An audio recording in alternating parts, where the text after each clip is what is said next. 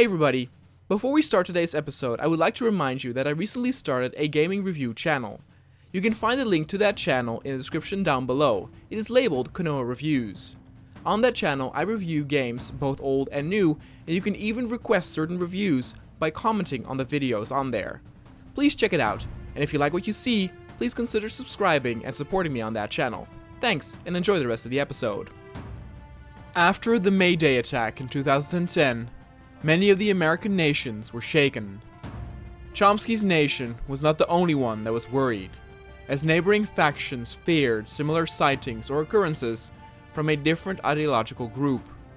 With everyone's eyes fixated on America, some countries, even as big as China, were lost out of sight. The fact that they were currently focusing on European matters was surprising. The Soviet Union had almost total control over Central Europe, and therefore some believed that China was simply making preparations for trade deals with countries functioning as Russia's lapdog. But if that was the case, why not directly communicate with Moscow? Others believed that China might even have its own agenda, and might want to make a deal in secret with either Spain, the UK, or both. At the end of May, China fell into the shadows once more, since more drastic news from North Africa arrived. Commanders that seized power from the former Tunisian governor and friend of Muammar Gaddafi established a revolutionary council a day ago. The council's goal was originally to restore order in the region and grant more political freedoms to the Tunisian people within the Arab Islamic Republic. However, things had taken a very different turn with the election of a new council president. This publicly anti-Gaddafi commander had remained in hiding from the national government for many years, supposedly in Algeria. But he returned that day to bring in sweeping reforms for Tunisia on behalf of his friends within the council. But the first steps of these reforms was not to stabilize Tunisia as a region within the Republic. Instead, the Revolutionary Council declared its total and unconditional independence from Gaddafi's regime. Unsurprisingly, back in Europe, the central countries of France and Germany mimicked each other once more, as they both produced drones for the Soviet Union. It was unclear whether these were drones for combat or spying, but chances were likely that they functioned for both. Then, as expected, more news arrived from Gaddafi's territory after the independence of Tunisia had stirred up the hornet's nest.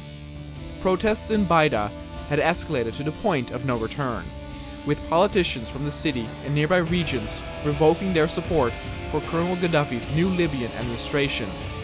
They stated a new government was needed, one that would grant all Libyans political and economic freedoms that they deserved, and thus the civil war between the Libya Union and the National Salvation Government began.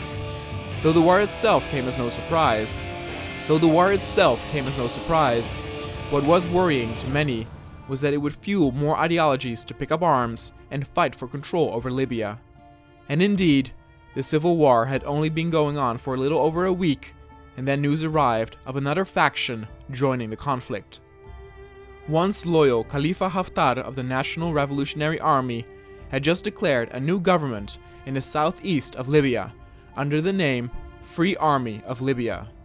This Free Army supposedly supported some of the democratic principles of Baida's government of national salvation, but wished to maintain a strongman totalitarian as its leader.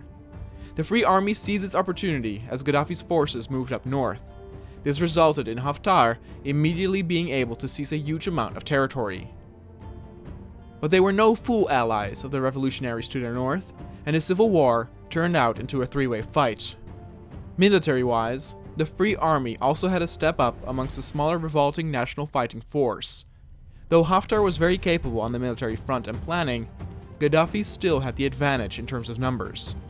Though he got surprised by the sudden claim of territory in the southeast, he had more than enough men to spare who were sent over to fight and keep the old government. It seemed that every other week, another faction declared war on Gaddafi and on Libya itself. They were all tearing at each other, demanding territory claim over a land that was slowly killing itself. The revolts and war in Libya had many people in the rest of the world worried.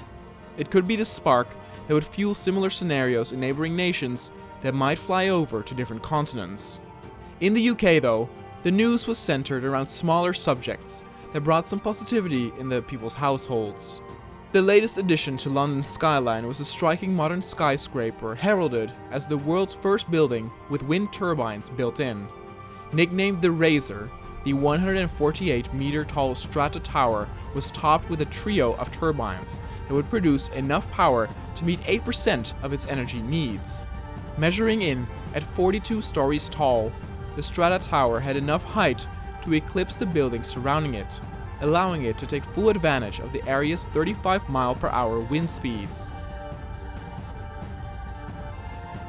The tower cost £113 million and made bold steps towards meeting Britain's requirements that all new buildings be zero carbon by 2027. 2010 also labeled the year of a sudden leadership election. The Conservative Party hadn't held office since Prime Minister Owen's rise to power in 1989. In the decades passing, countless leadership elections had still failed to result in a win for the once powerful political party, and many members were seriously considering an official dissolution or even annexation by the Social Democratic Party.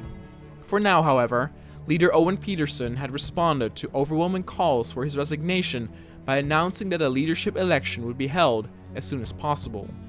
Some saw this political turmoil being directly linked to the chaos erupting in Libya. Another faction had took up arms. Holding the region for many years now, the Libyan Communist Party had officially announced it was removing itself from the national coalition and established an independent revolutionary army in the southwest. This revolutionary army of Libya would supposedly fight to install a communist regime over the entire country, receiving immediate support from the French, Italian, Soviet, and other socialist administrations. With more and more factions joining the war, the advantage in number that Gaddafi held for the past weeks melted away quickly. Everything started to escalate further. The very next day after the communists had revolted, it was the turn of the syndicalists. A faction of the Libyan Communist Party had condemned the recently proclaimed Revolutionary Army of Libya as repulsive Soviet puppet. Instead, their leadership had announced that they would be fighting against all other factions in this terrible civil war under the Army of Combined Syndicates. These syndicalists hoped to unite Libya once again under their own system of communism, in line with other revolutionary socialist nations around the world.